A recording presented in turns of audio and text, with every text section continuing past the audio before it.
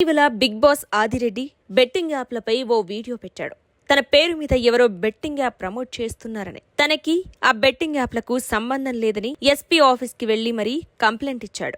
Local police station లో కూడా ఫిర్యాదు చేశారు. అంతేకాకుండా తనపై వచ్చే బెట్టింగ్ యాప్లను కానీ ఛానల్స్ ని కానీ నమ్మొద్దని అలర్ట్ చేస్తూ వీడియో కూడా పెట్టాడు. కానీ ప్రపంచ యాత్రికుడు అన్వేష్ మాత్రం ఆదిరెడ్డి బెట్టింగ్ యాప్లను ప్రమోట్ చేశాడంటూ వీడియో వదిలాడు. అమ్మో, ప్రపంచ యాత్రికుడు ఆటగాడు అన్వేష్ మళ్లీ వచ్చేశాడు. అలా ఐపీఎల్ వస్తే ఇలా బెట్టింగ్ బాబులు సిద్ధమైపోతుంటారు. ఇప్పుడు మళ్లీ ఐపీఎల్ పునఃప్రారంభం కావడంతో ఆటగాడు కూడా గేమ్లోకి దిగిపోయాడు. ఇటీవల కాలంలో బెట్టింగ్ యాప్లను ప్రమోట్ చేస్తున్న వాళ్లపై గొంతెత్తి అన్వేష్ వరుస వీడియోలతో హల్చల్ చేశాడు.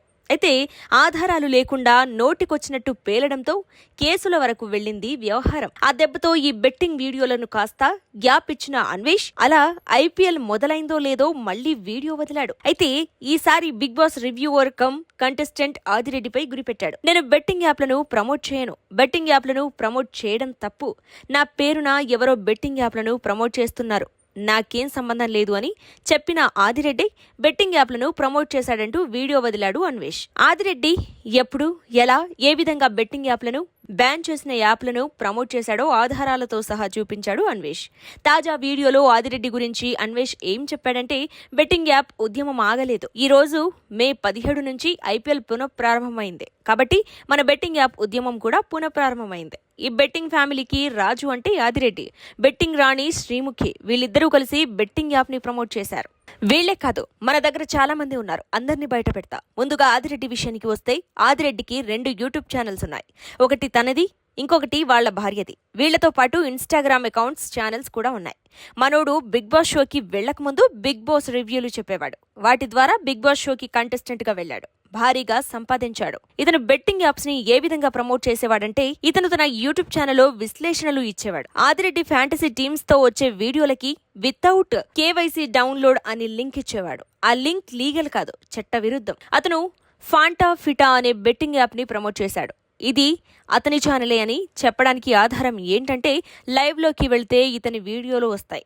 మొత్తం వీడియోలన్నీ ఆదిరెడ్డివే. ఇతను బిగ్ బాస్ కి వెళ్లే ముందు ఆ పల్లవి ప్రశాంత్ గాడిలాగే నాకు సపోర్ట్ చేయమని మెసేజ్ పెట్టాడు. కానీ నేను హాయ్ అంటే హాయ్ అన్నాను, సపోర్ట్ చేయమంటే పల్లవి ప్రశాంత్ కి ఎలా చెప్పానో వీడికి కూడా అలాగే చెప్పాను, సపోర్ట్ చేయను అని చెప్పేశాను. ఆదిరెడ్డి కటిక పేదరికం నుంచి బిగ్ బాస్ కి వెళ్లాడు. రూపాయి వచ్చినా చాలు, ఇంట్లో ఉల్లిపాయలైనా వస్తాయని వీడియోలు చేసిన రోజులు ఉన్నాయి. 100, 200కి కూడా వీడియోలు చేశాడు. ఇక మనోడికి అదృష్టం కలిసి వచ్చి బిగ్ బాస్ కి సెలెక్ట్ అయ్యాడు. ఆ తర్వాత నుంచి మనోడి జీవితంలో లక్ష్మీదేవి ఎగిరెగిరి తన్నింది. బిగ్ బాస్ రివ్యూలు చెప్పి సంపాదిస్తాడు.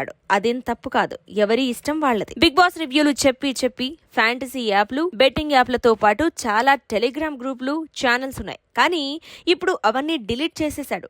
నెలకి 40 లక్షలకు పైగా సంపాదించేవాడు బిగ్ బాస్ రివ్యూలతో. ఒక్క సీజన్ 7కే ఆదిరెడ్డికి బిగ్ బాస్ రివ్యూలతో 1 కోటి పైనే వచ్చింది. విన్నర్ అయిన పల్లవి ప్రశాంత్ కి ఎంత వచ్చిందో ఏమో కానీ ఇతనికైతే 1 కోటి సంపాదించాడు. ఏమీ చేయకుండా బిగ్ బాస్ షో చూడటం, సోఫాలో కూర్చుని రివ్యూ చెప్పడం, రూపాయి ఖర్చు లేదు. అది ఎంత అదృష్టం! ఇంత డబ్బు అంతా ఏం చేసుకుంటావు బ్రో? నేనైతే ప్రపంచ దేశాలు తిరుగుతాను, నీకేం ఖర్చుంది? ఇంట్లో ఉండి డబ్బు సంపాదిస్తావు. అంత ఈజీగా డబ్బులు ఇస్తున్న ప్రజల్ని ఎలా మోసం చేయగలిగావు బ్రో? ఫ్యాంటసీ యాప్లు అనేవి ఆంధ్ర, తెలంగాణలో బ్యాన్ చేశారు. బ్యాన్ చేసిన యాప్లను ఎందుకు ప్రమోట్ చేశావు? ఎవరి కోసం చేశావు? పేదరికం నుంచే కదా బ్రో నువ్వు వచ్చింది, వాళ్ళనే మోసం చేస్తావా? ఎంతమంది చనిపోతున్నారో నీకు తెలియదా? ఈ బెట్టింగ్ యాప్ల వల్ల చనిపోయిన కుటుంబాలకు 2 లక్షలు చొప్పున 15 కుటుంబాలకు ఇచ్చాను. ఇంకా నా దగ్గర డబ్బు లేవు, నాలా నువ్వు ఇస్తావా చెప్పు? ఇంకా 100 కుటుంబాలకు పైనే ఉన్నారు. నువ్వు ఓ 10 కుటుంబాలకు సాయం చేయి. 2 లక్షలు అవసరం లేదు, 1 లక్ష చొప్పునైనా సాయం చేస్తావా? మీరు బెట్టింగ్ యాప్ ప్రమోషన్స్ మాత్రమే చేస్తారు, సాయం మాత్రం చేయరు. నువ్వేమైనా రిచ్ ఫ్యామిలీ నుంచి వచ్చావా? కటిక పేదరికం నుంచి వచ్చిన నిన్ను ఆదరించిన పాపానికి ప్రజలకి అన్యాయం చేస్తున్నావు. అందుకే నేను నీకు సపోర్ట్ చేయలేదు. నీకు 2 ఛానల్స్ ఉన్నాయి, మీ ఆవిడకి ఉన్నాయి, ఇన్స్టాగ్రామ్ ఛానల్ ఉన్నాయి, వీటన్నింటి ద్వారా డబ్బులు వస్తున్నాయి. మరి బెట్టింగ్ యాప్లను ప్రమోట్ చేయాల్సినంత అవసరం ఏముంది బ్రో? సరే, అయ్యిందేదో అయిపోయింది, ఇకపైన ఎప్పుడు ఇలాంటివి చేయకు బ్రో. ఎవడైనా ప్రమోట్ చేస్తే తొక్క తీయాల్సింది నువ్వే. ఆదిరెడ్డి అని పేరు పెట్టుకున్నందుకు, రెడ్డి గారి తాలూకా కాబట్టి నీ యూట్యూబ్ ఛానల్లో బెట్టింగ్ యాప్లను ప్రమోట్ చేస్తున్న దొంగనా కొడుకులపైన వీడియోస్ చేయి, తప్పని చెప్పు అంటూ ఆదిరెడ్డిపై వీడియో వదిలాడు అన్వేష్. అయితే అన్వేష్ చెప్పిన దాంట్లో నిజాలు ఎన్ని ఉంటాయో అబద్ధాలు కూడా అన్నే ఉంటాయి. బెట్టింగ్ యాప్స్కి వ్యతిరేకంగా పోరాడటం వరకు ఓకే, కానీ నేను తప్ప ఏ యూట్యూబర్ సంపాదించుకోకూడదు అనే చండాలంగానే ఉంటాయి మనోడి మాటలు. ఇక బెట్టింగ్ వ్యవహారంలో వాళ్ళు అన్ని కోట్లు, వీళ్ళు ఇన్ని కోట్లు అంటూ వీడియోలు పెట్టి మిలియన్లలో వ్యూస్ సంపాదిస్తూ వాళ్లపై పడి డబ్బు సంపాదిస్తాడు.